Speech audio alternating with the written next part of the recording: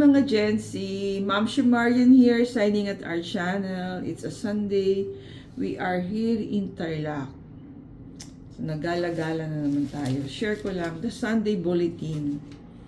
Yan, meron pang bulletin here in Maharika Hotel. So, ang cover story niya is about comics. Ayan, si Darna, oh.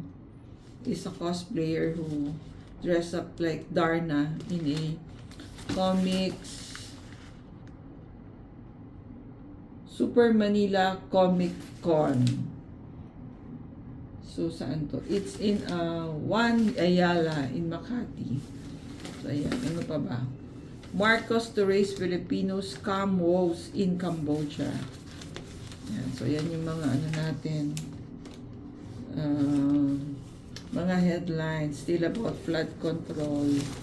So yan ang Sunday bulletin natin. Manipis na lang siya. Nawala na yung classified ads. The ads are now online platform. Thank you for watching, Gen Z. Nag-read pa ba kayo ng newspaper or online na lang? Thank you for watching. See you in our next video.